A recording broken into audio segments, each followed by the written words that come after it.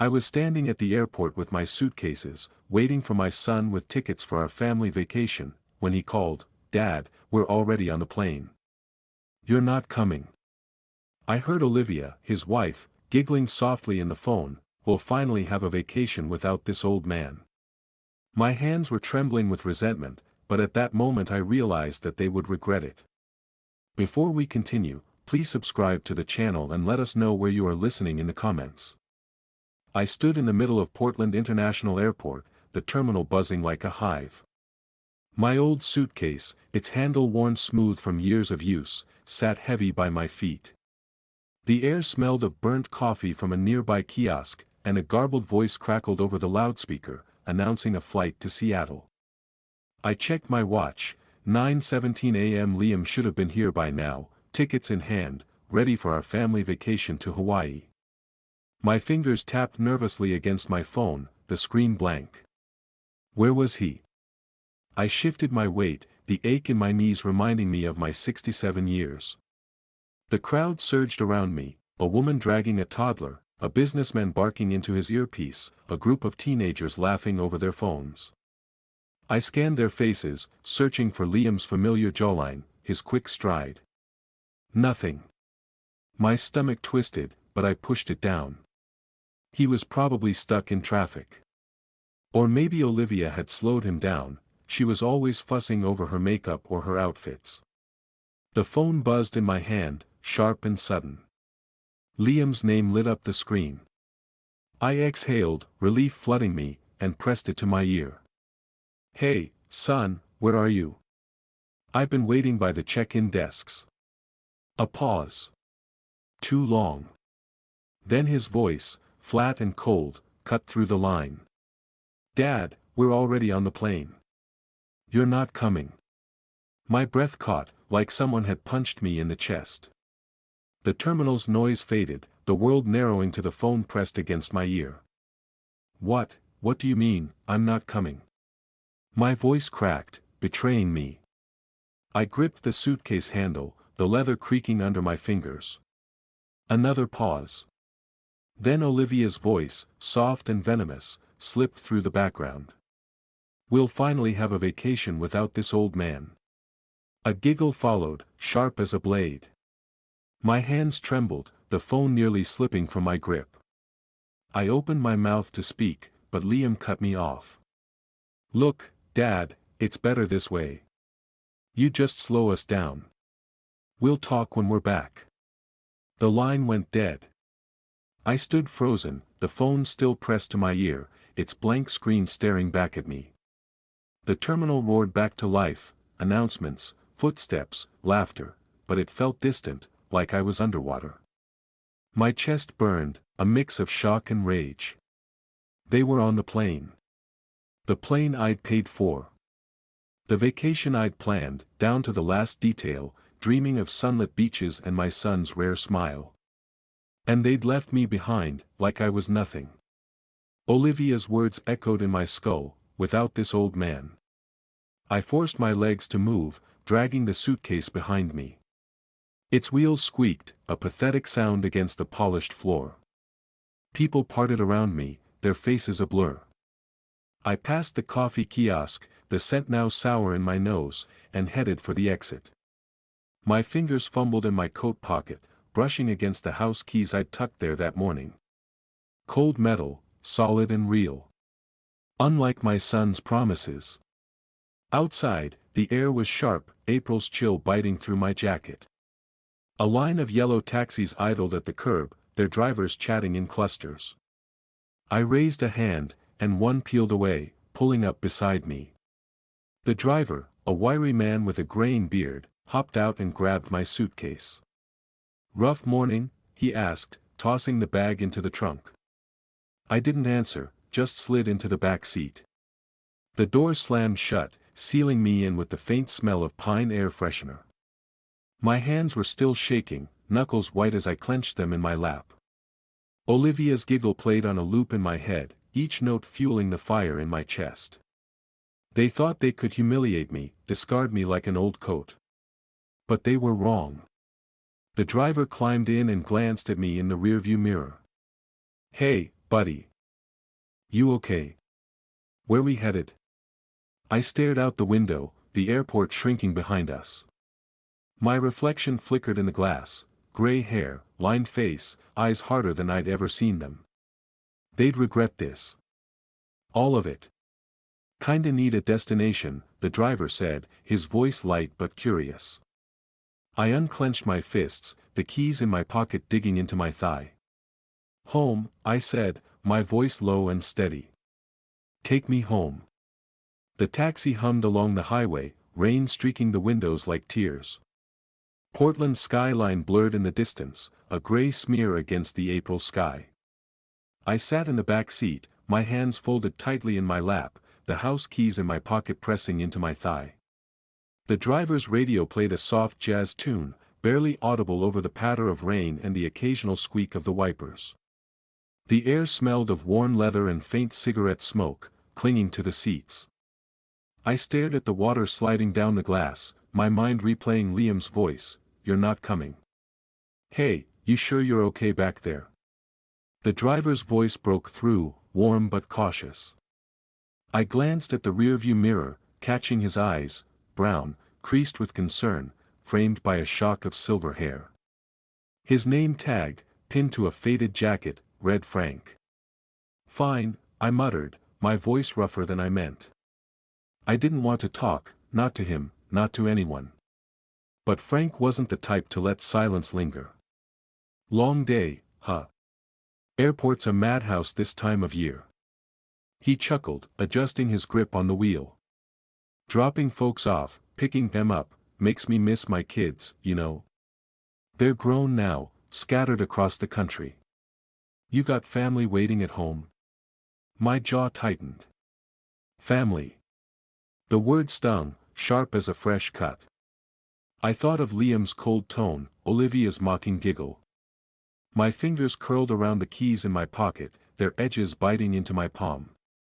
"Something like that," I said, staring out the window. Frank didn't push, but his question hung in the air, stirring memories I didn't want. Liam at 20, his eyes bright as I handed him the keys to his first car, bought with my overtime checks. The way he'd grinned, promising to make me proud.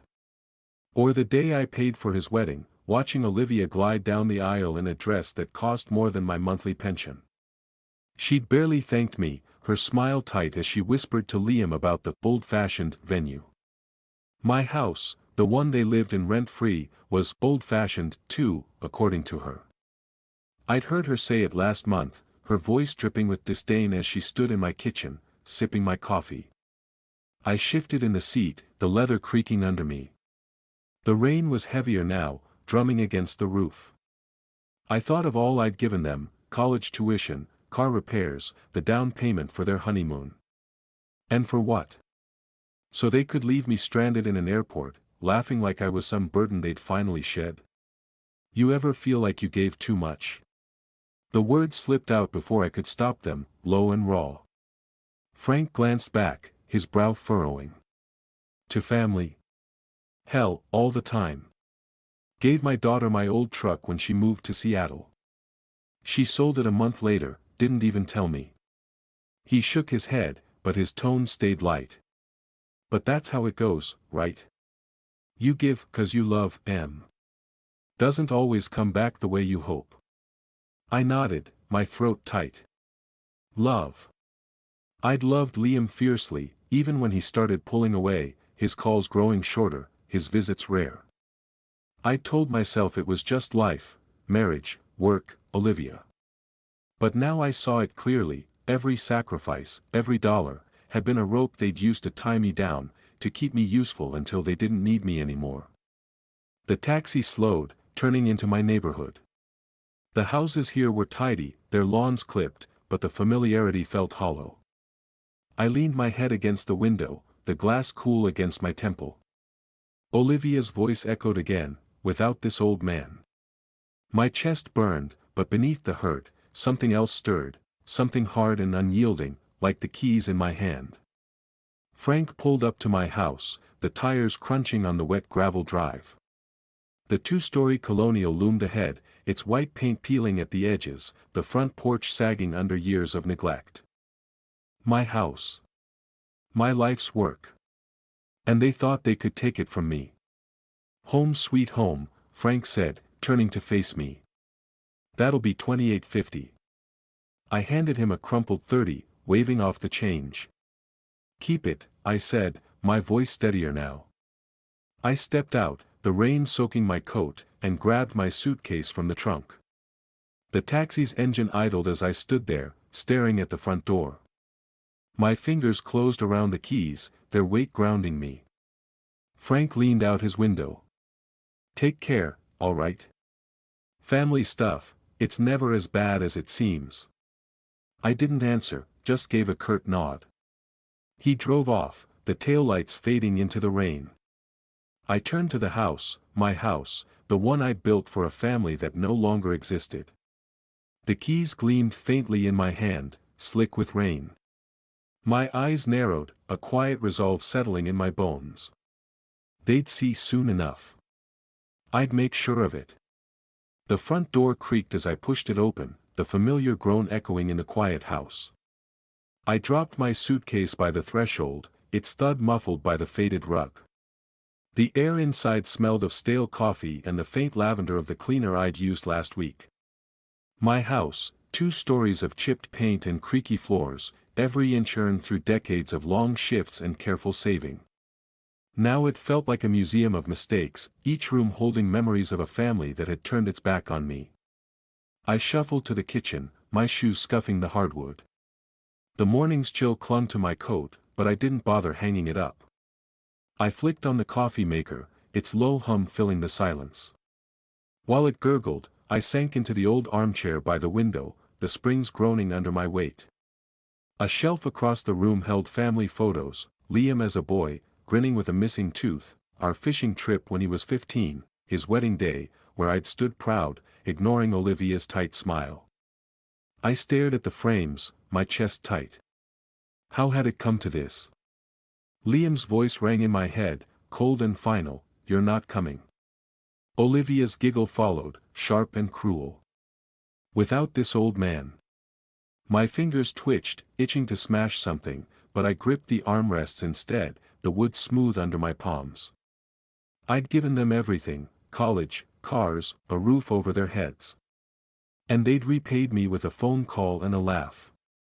I stood, pacing the kitchen, my steps heavy. The coffee maker beeped, but I ignored it, my eyes drifting to the keys I'd tossed on the counter. They glinted under the fluorescent light, small but solid. A reminder. This was my house. My life. I wasn't the burden they thought I was. I pulled out my phone, scrolling through contacts. The bank's number stared back at me, a quiet temptation. My thumb hovered over the call button, but I hesitated. Not yet. I needed to think, to plan. I wasn't Liam, acting on impulse, or Olivia, scheming behind fake smiles. Whatever I did, it would be deliberate. Fair. They'd feel it. I wandered to the living room, my hand brushing the back of the couch where Liam used to sprawl, demanding money for some new gadget. "Dad, you don't get it," he'd say, rolling his eyes when I suggested saving. Olivia was worse, her complaints slicing like paper cuts. "This house is so dated," she'd said once, sipping wine I'd paid for. "You should renovate." As if I hadn't poured my life into these walls. I stopped by the fireplace, my gaze landing on another photo, Liam and me at his graduation. I'd worked double shifts to cover his tuition, never complaining. He'd hugged me that day, promising to make me proud. A lie, I saw now. My throat burned, but I swallowed it down. No tears. Not for them. I thought of their voices in the airport, the ease with which they'd cut me out. They thought I was weak, a pushover who'd keep giving no matter what. They were wrong. I wasn't that man anymore. The man who'd stood in that terminal, shocked and trembling, was gone. In his place was someone else, someone who wouldn't let this go unanswered. I crossed to the window, the curtains rough against my fingers as I pushed them aside. The front yard stretched out, the grass patchy from neglect. Beyond it, the neighborhood was quiet, the rain slowing to a drizzle. I could see Elaine's house next door, her porch light glowing faintly. She'd understand, maybe. She'd lost her husband, faced her own betrayals. But this wasn't her fight. It was mine. My reflection stared back from the glass, eyes sharp and unyielding. I thought of the bank, the accounts I'd set up for Liam, the mortgage I'd paid off alone. They lived here because of me, slept under my roof, ate my food. And they thought they could discard me? No. They'd learn what it meant to cross me. I stepped back, my hand brushing the keys on the counter again. Their weight was a promise, a tether to the life I'd built. I wouldn't let them take it. Not anymore. Enough, I whispered, my voice steady, cutting through the house's silence. I turned from the window, my gaze settling on the yard again. You'll see. The faint hum of my old computer filled the study, its glow casting shadows across the cluttered desk. A half-empty coffee mug sat beside me, the bitter scent mixing with the musty smell of old books and paper. Outside, the rain had slowed to a drizzle, pattering softly against the window. My house felt too quiet, the kind of silence that pressed against your chest. I held my phone, the bank's number glowing on the screen. My thumb hovered over the call button, a knot tightening in my stomach. I thought of Liam, swiping my card for overpriced cocktails, and Olivia, her voice dripping with disdain, will finally have a vacation without this old man. The memory burned, pushing past the hesitation. They'd taken enough, dinners, clothes, that damn trip to Hawaii I'd funded. No more. I pressed the button. The line clicked, and a calm female voice answered. First Pacific Bank, this is Karen. How can I assist you? I cleared my throat, steadying my voice. This is Robert Cunningham. I need to make some changes to my account. Immediately. Karen's tone was professional, unruffled.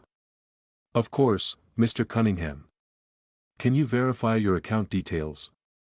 I rattled off the numbers, my eyes drifting to the keys on the desk. They glinted faintly, a reminder of the house I'd built, the life I'd earned. The one they thought they could leech off forever. Karen typed in the background, her keyboard clicking softly. All right, sir. What changes would you like to make?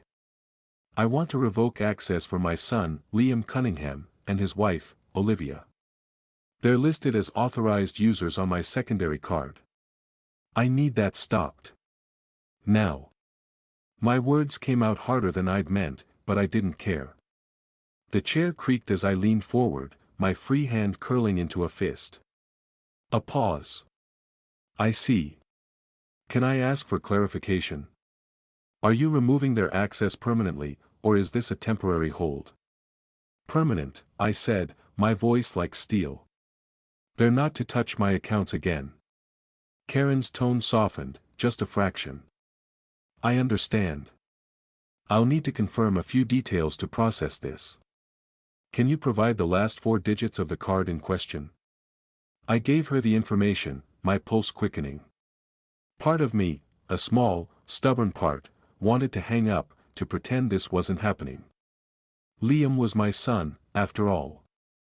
I'd spent years telling myself his coldness was just a phase, that Olivia's barbs were just her nature. But the airport, that phone call, had shattered the lie. I wasn't their bank. I was their father, and they'd spat in my face. All right, Mr. Cunningham, Karen said after a moment. I've removed Liam and Olivia Cunningham as authorized users. The change is effective immediately. They won't be able to use the card anymore. Would you like me to send a confirmation email? Yes, I said, exhaling. Thank you. You're welcome. Is there anything else I can help with? No. That's all. I ended the call, the phone heavy in my hand. For a moment, I just sat there, staring at the desk. The coffee had gone cold, a thin film forming on its surface. I'd done it. The first step. A strange mix of relief and dread churned in my gut. What would they do when they found out? Scream? Beg?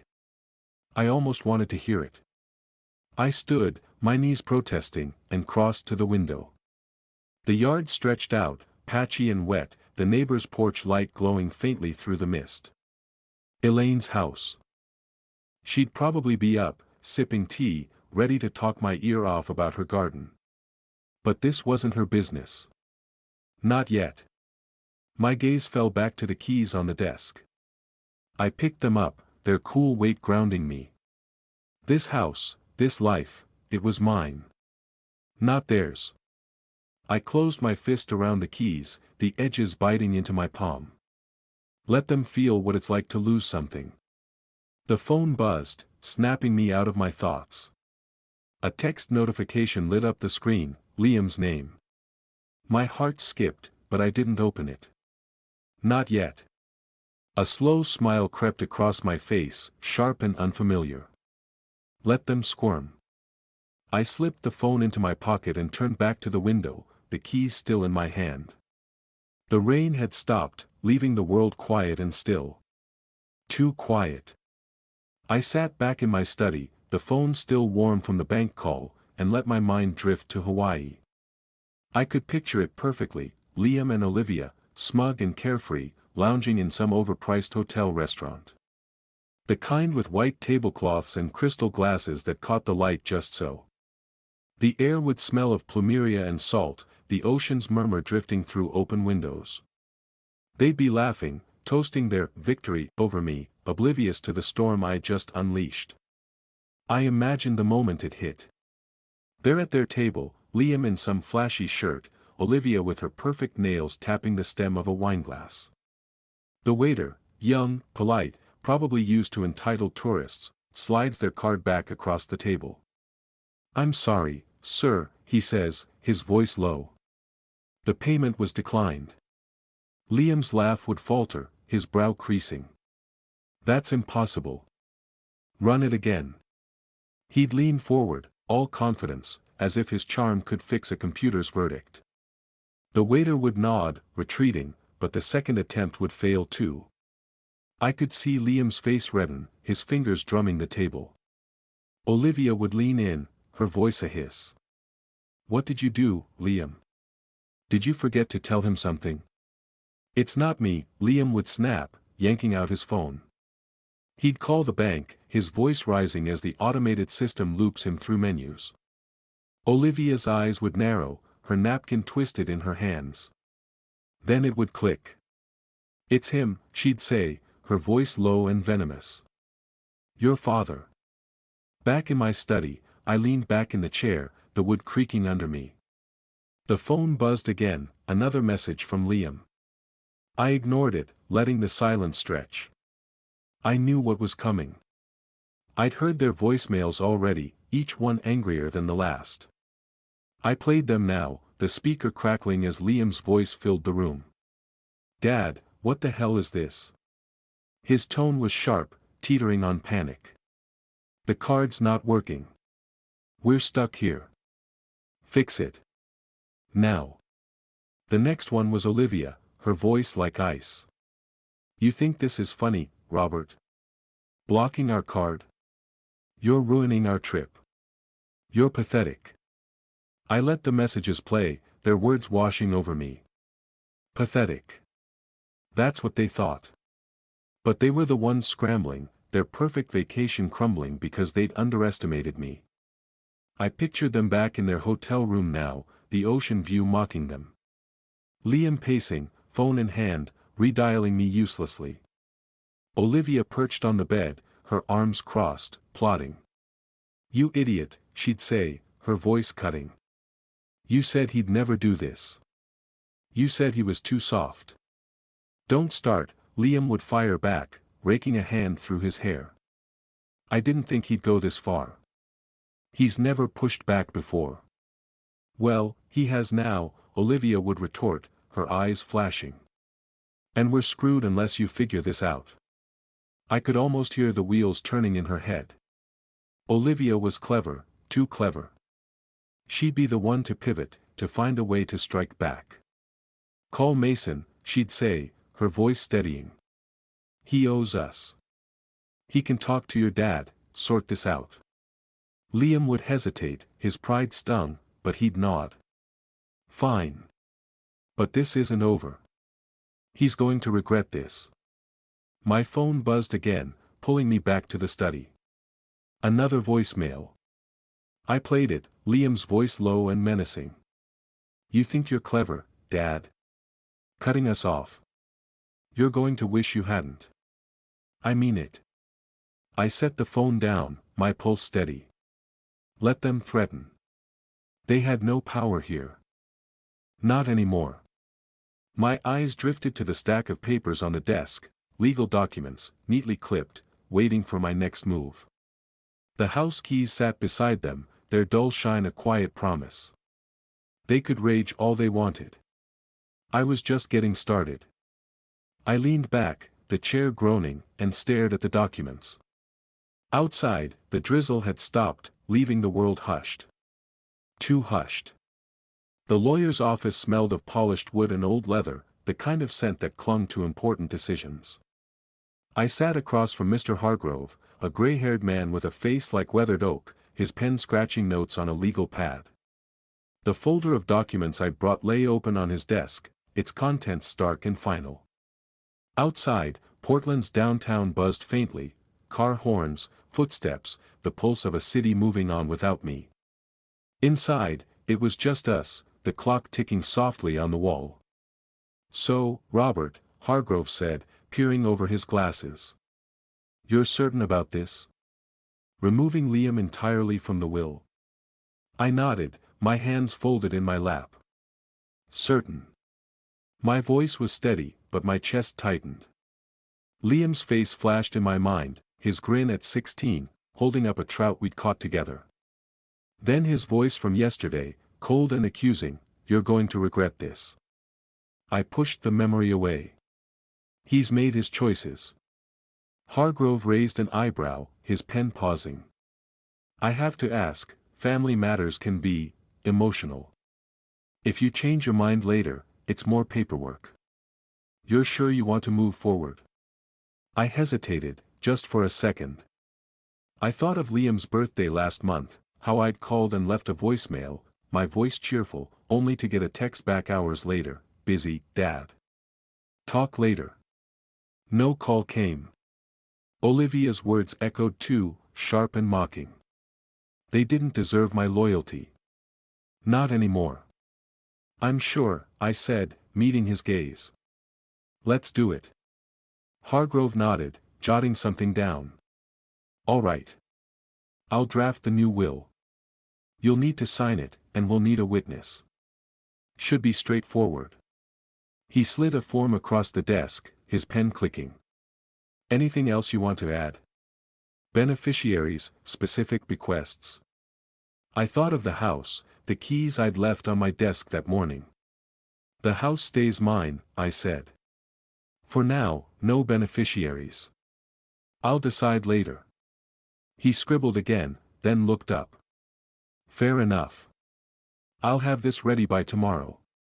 You can come back to sign."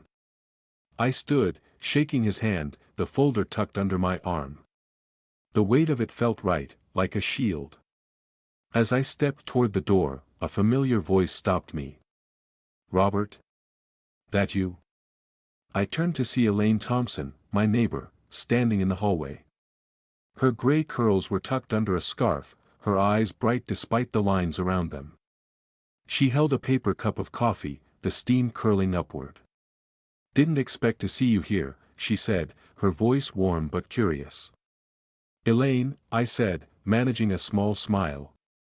"Just handling some business." Her gaze flicked to the folder, then back to me. "Sounds serious. Got a minute for a coffee? There's a place across the street." My treat. I hesitated, but her warmth was hard to refuse. "Sure," I said, following her out. The lawyer's door clicked shut behind us, the sound sharp in the quiet hall. The cafe was small, its air thick with the scent of roasted beans and cinnamon. We settled at a corner table, the clink of cups and low chatter surrounding us. Elaine sipped her coffee, studying me. "You look like a man with a plan," she said, her tone light but probing. "Spill it.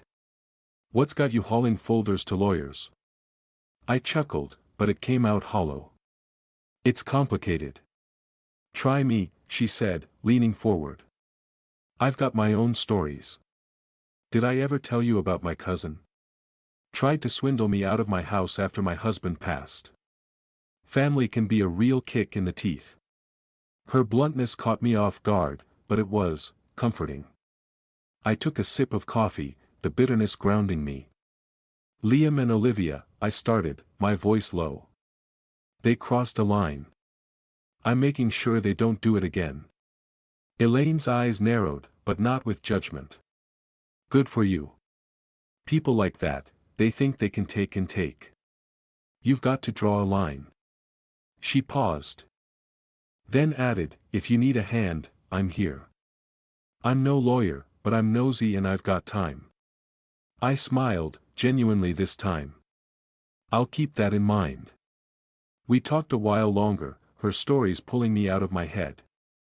But as I walked home later, the folder still under my arm, my thoughts darkened. Elaine was a friend, maybe an ally, but this fight was mine. I turned the corner to my street, the house coming into view, its sagging porch a quiet accusation. Then I froze. A car I didn't recognize, a sleek black sedan, was parked in my driveway. Mason's car. Liam's friend. I slowed my steps, my grip tightening on the folder. The air felt heavy, charged. What was he doing here? The living room was dim, lit only by the soft glow of a table lamp that cast long shadows across the hardwood. The air smelled of polished wood and the faint lavender of the throw blanket draped over the couch. I sat in my old armchair, a photo album open on my lap, the pages yellowed with time. Liam's face stared back at me from a snapshot, his 10th birthday, cake smeared on his cheeks, his grin wide and unguarded. The memory ached, but I pushed it down, my fingers tracing the edge of the album. A low rumble outside snapped me out of it. Headlights swept across the front windows, tires crunching on the gravel drive. I stood, the album sliding shut with a soft thud, and peered through the curtains. Mason's black sedan sat in my driveway, its engine idling like a crouched animal. My pulse quickened, but I forced my breathing steady. So, they'd sent him. Liam and Olivia's errand boy. The doorbell rang, sharp and insistent. I crossed the room, my shoes scuffing the rug, and opened the door. Mason stood on the porch, tall and broad-shouldered, his expensive leather jacket gleaming under the porch light. His smile was all teeth, the kind that didn't reach his eyes. "Evening, Robert," he said, his voice smooth as oil. "Mind if I come in?" I didn't move, my hand resting on the doorframe. "What do you want, Mason?" His smile tightened, but he stepped closer, lowering his voice. "Just a quick chat. About Liam and Olivia. You've got them in a bit of a bind, you know." He tilted his head, like we were old friends sharing a joke. I kept my expression blank. "They put themselves there. Say what you came to say." Mason chuckled, but it was forced. He glanced over his shoulder, then back at me. "All right, straight to it. The card thing. It's causing problems. They're stuck in Hawaii, can't pay for anything. You need to fix it." My jaw clenched, but I kept my voice even. "It's my money. My choice. They don't get to demand anything anymore." His smile vanished, replaced by a hard glint in his eyes. He leaned in, his voice dropping to a growl. "Come on, Robert. You don't want to make this messy. Liam's your son. He deserves your help. Always has." I remembered Mason's help years ago, borrowing $500 for a business deal he never repaid. My fingers tightened on the doorframe. "Deserves?" I said, my voice low and sharp. Like you deserved that loan I gave you. Tell Liam he's on his own now. Both of them are. Mason's face darkened, his hands flexing at his sides. You're making a mistake, old man. Liam's not going to let this slide. You think you can just cut him off? He's got plans, and you're not going to like them. I stepped forward, close enough to smell the cologne he'd doused himself in. Tell him to try me, I said, each word deliberate. Now get off my porch. For a moment, he didn't move, his eyes locked on mine. Then he snorted, stepping back. This isn't over, he said, jabbing a finger at me. You'll see. He turned, striding back to his car, the door slamming as he peeled out of the drive. I shut the front door, the lock clicking with a satisfying snap. My heart was pounding, but a strange calm settled over me. They thought they could bully me, send their lackey to scare me straight. They were wrong. I crossed to the window, pulling the curtain aside to watch Mason's taillights disappear into the night. The neighborhood was quiet, the only sound the faint chirp of crickets. My gaze drifted to the coffee table, where my house keys lay, catching the lamp's light. They gleamed like a promise, small but solid. This was my home. My life. And I'd fight for it. I let the curtain fall, the keys shine lingering in my mind. Outside, the darkness seemed to press closer, heavy with what was coming next. The park was quiet that morning, the air crisp with the scent of damp grass and blooming cherry trees. Their petals drifted across the path, soft and pink, catching in the folds of my coat as I walked. My hands were stuffed in my pockets, the weight of the new will and Mason's visit still heavy on my mind. The neighborhood felt different now, like it was holding its breath. Or maybe that was just me. I slowed near a bench, its wood weathered and splintered. A memory hit me hard, Liam, 10 years old, running ahead of me in this same park, his fishing rod bouncing on his shoulder. Come on, Dad, he'd shouted, his laugh bright as the sun glinting off the pond. We'd spent hours there, untangling lines, baiting hooks, him chattering about school and dreams. My chest tightened, a dull ache spreading. Had I been too harsh? Cutting him off, rewriting the will, was it too much? He was my son, despite everything. I sat on the bench, the cold seeping through my jeans. The park was nearly empty, just a jogger in the distance and the rustle of leaves overhead. I rubbed my hands together, trying to shake the doubt. Liam wasn't that boy anymore. He was the man who'd left me in an airport, who'd let Olivia mock me while they spent my money. But still, the memory of his laugh lingered, sharp as a blade. Robert? You look like you're carrying the world. Elaine's voice cut through my thoughts. She stood a few feet away, her gray curls peeking out from a knit cap, her dog, a scruffy terrier named Max, sniffing the grass at her feet. Her eyes were sharp, but kind, like she could see right through me. I managed a half smile. Just thinking. Didn't expect to see you here. Max drags me out every morning, she said, patting the dog's head. His fur was soft, matted with dew. You, though, you've got that look. Like you're wrestling with something big. Want to talk? I hesitated, but the weight in my chest pushed the words out. It's Liam. I keep remembering him as a kid. Makes me wonder if I'm doing the right thing. Elaine nodded, sitting beside me. Max flopped at her feet, panting. Kids grow up, Robert.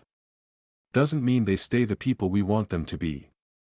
Her voice was gentle, but firm. What's got you second-guessing? I told her about Mason, the threats, the will. The words came slowly, each one heavy. I cut him out, Elaine. My own son. What if I'm wrong? She leaned back, her hands clasped around her coffee thermos. You're not wrong for wanting respect. I had a nephew, thought he could sweet-talk me out of my house after my Tom died. Smiled to my face, then tried to forge my signature. Family's no excuse for betrayal. She paused, her eyes meeting mine.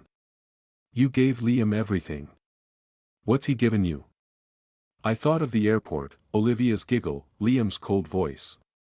Nothing, I said, the word bitter. Not for years.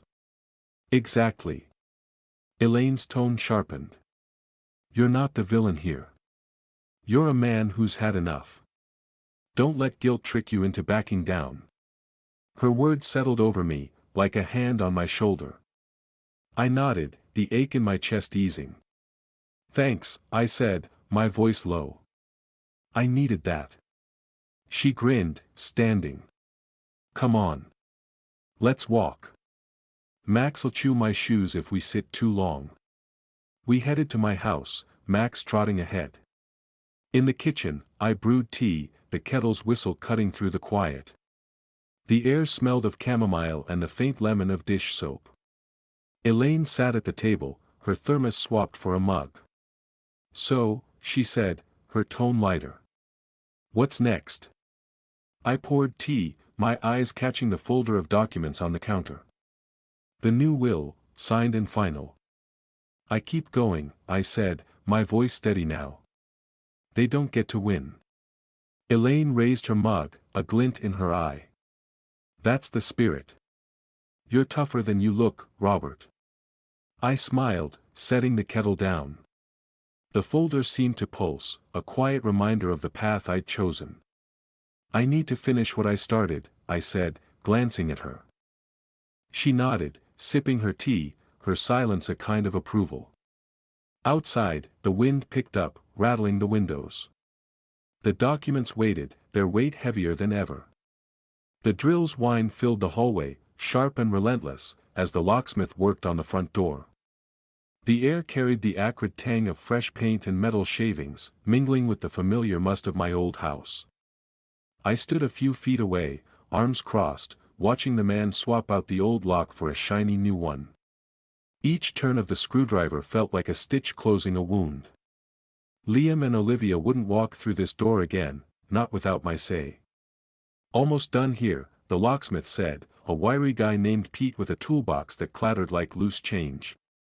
You want me to do the back door too? Already done, I said, my voice calm but firm. Just finish this one. I want it solid. Pete nodded, wiping sweat from his brow. Big cleanup, huh? Kicking someone out. I didn't answer, just gave a tight smile. He didn't need to know. The new keys sat in my pocket, their edges pressing into my thigh, a quiet reminder of the line I was drawing.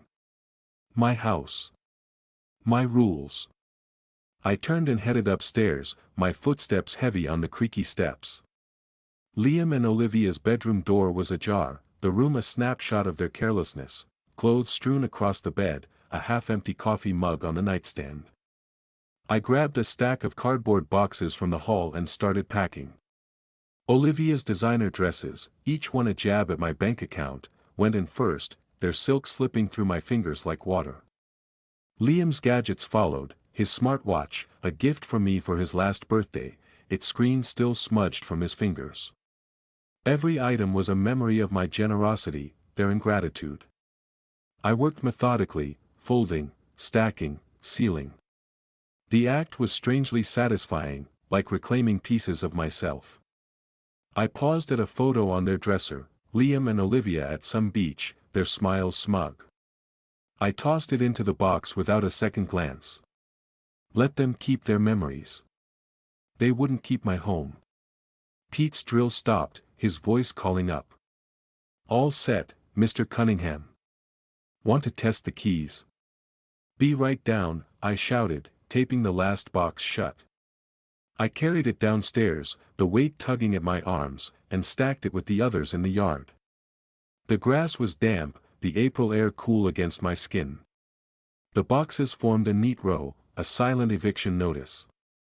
I pulled a note card from my pocket, scribbled a message, "You don't live here anymore," and tucked it under the top box's flap. Simple.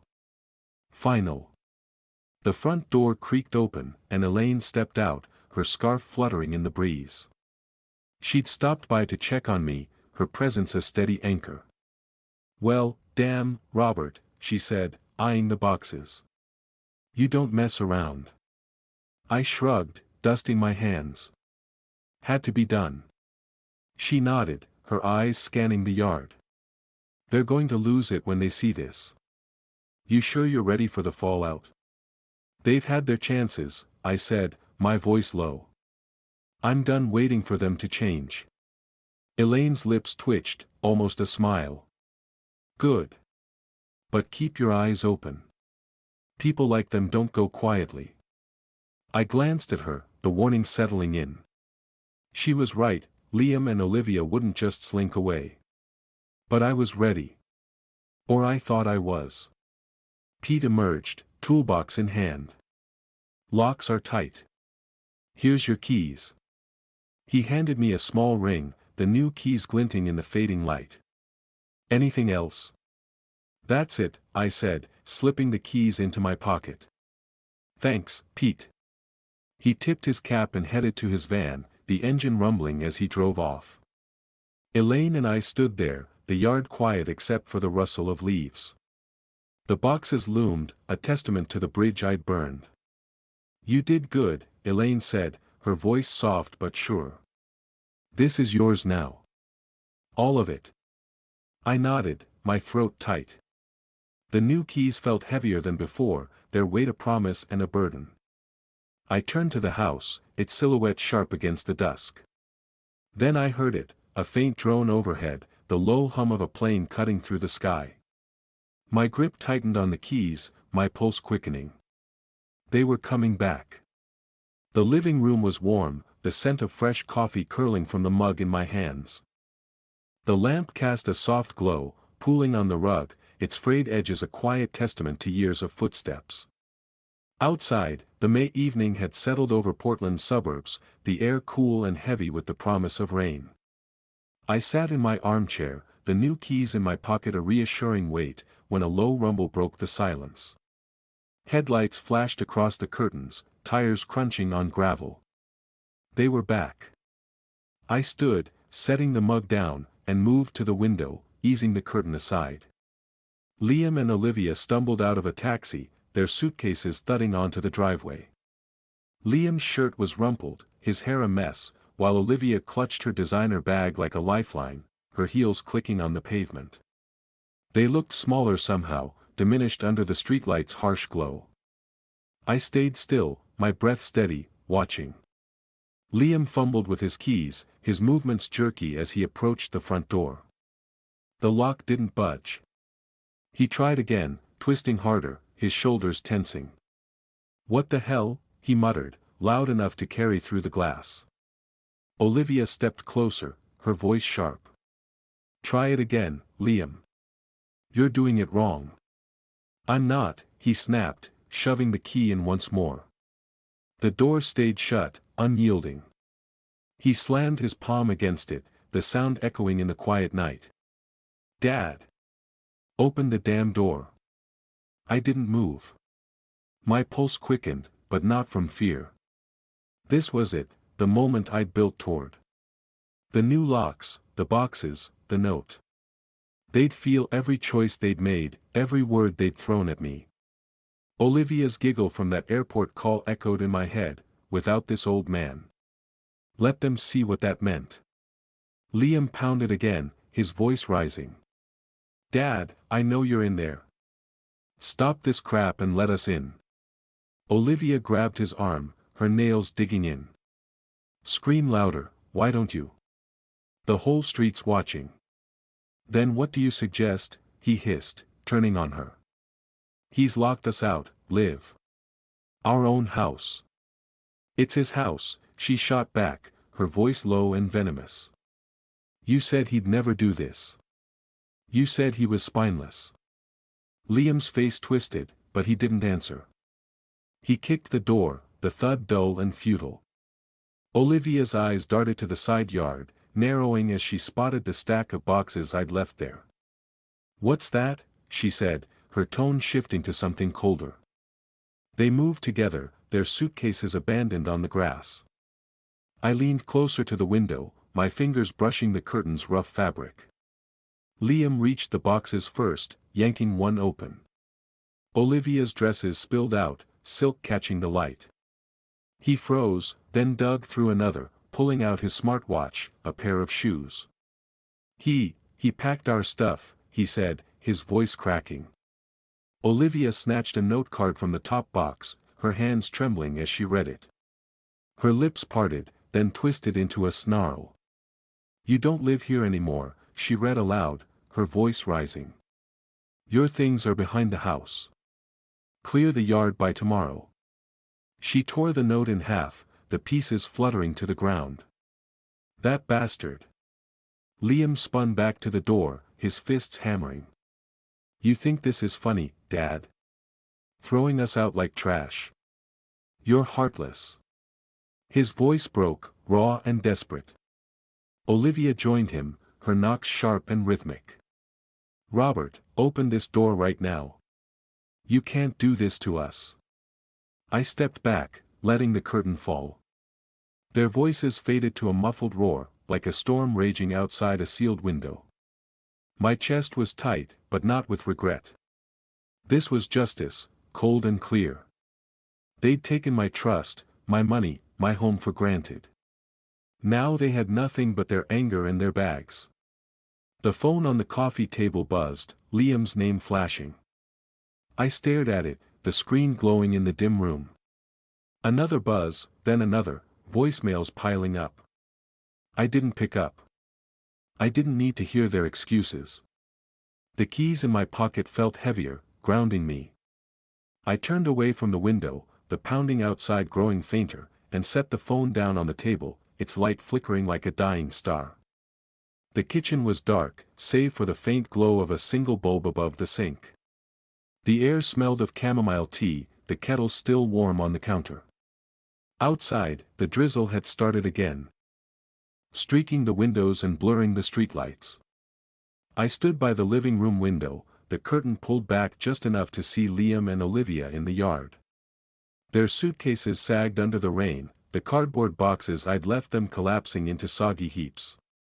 Liam's shoulders slumped, his hands stuffed in his pockets, while Olivia paced, her phone pressed to her ear, her voice a sharp murmur I couldn't make out. My phone buzzed again, vibrating against the wooden table. Another voicemail. I picked it up, the screen cold against my palm, and played the message. Liam's voice crackled through, strained and raw. "Dad, come on. This is crazy. You can't just lock us out. Where are we supposed to go?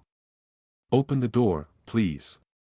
A pause, then quieter, "I'm sorry, okay? Let's talk." The next message was Olivia, her tone tight, like she was forcing the words out. "Robert, we messed up. I get it. Can you just let us in? We can work this out. Please." Her voice wavered, a crack in her usual polish, but it didn't move me. I'd heard their apologies before, empty promises to get what they wanted. I set the phone down, my reflection faint in the window. They were still out there, Liam dragging a suitcase toward the curb, Olivia gesturing wildly as she spoke into her phone. I imagined them piling into a taxi, the driver casting curious glances as they directed him to some cheap motel on the edge of Portland. The kind of place with flickering neon signs and carpets that smelled of mildew. I could picture them in a cramped room, the walls thin, the bed creaking under their weight. Liam would slump on the mattress, his face buried in his hands, while Olivia paced, her heels clicking on the linoleum. "You told me he wouldn't do this," Olivia would hiss, her voice low to avoid the neighbors. "You said he was too weak to stand up to us." Liam would snap back, his patience frayed. "I didn't think he'd go this far, Liv. He's never fought back before. How was I supposed to know?" "You should have known," she'd retort, throwing her bag onto the bed. "That stunt at the airport was your idea. Leave him behind, you said. He'll get over it. Now look at us." "Don't pin this on me," Liam would growl, standing to face her. "You're the one who kept pushing, whining about his house, his money. You wanted this life as much as I did." Olivia's eyes would flash, but her voice would drop, cold and cutting. We're not done. We'll go back tomorrow. Beg if we have to. He's got to crack eventually. I blinked, pulling myself back to the kitchen. The image was so vivid I could almost smell the motel's stale air. My phone buzzed again, but I didn't check it. Their voices, their panic, it was proof of their weakness. They'd built their lives on my generosity, and now, stripped of it, they were floundering. I felt no pity, only a quiet calm, like the stillness after a storm. I poured myself a cup of tea, the steam curling upward, and sat at the table. The wood creaked under my elbows, familiar and solid. My eyes fell on a small note card tucked under a stack of bills, Elaine's handwriting, neat and looping. Coffee tomorrow? My treat. E. I smiled, the tension in my chest easing. She'd been there through all of this, a steady voice cutting through the noise. Tomorrow, I'd tell her everything, share the weight of this victory. The rain tapped against the window, a soft rhythm. I sipped my tea, the warmth spreading through me, and let the note card rest in my hand. Outside, the yard was empty now, their suitcases gone, the boxes a ruined pile. They'd lost. And I was still here. The cafe was a warm haven, its air thick with the scent of roasted coffee and fresh pastries. Sunlight streamed through the wide windows, glinting off the wooden tables and the polished counter where baristas chatted over the hiss of the espresso machine. I sat across from Elaine, my hands wrapped around a ceramic mug, the heat seeping into my palms. Her gray curls bounced as she leaned forward, her eyes bright with curiosity. So, she said, stirring her latte, how's it feel to be the king of your castle again? I chuckled, the sound lighter than I'd expected. Feels right, I said, my voice steady. Quiet, but right. She grinned, tapping her spoon against the mug with a soft clink. Damn straight. You showed Robert. Not many would have had the guts. I took a sip, the coffee bitter and strong, grounding me. The cafe buzzed around us, couples murmuring, a student typing furiously on a laptop, the barista calling out an order. It felt normal, like the world had kept turning despite the war I'd fought. They called again last night, I said, setting the mug down. Liam and Olivia.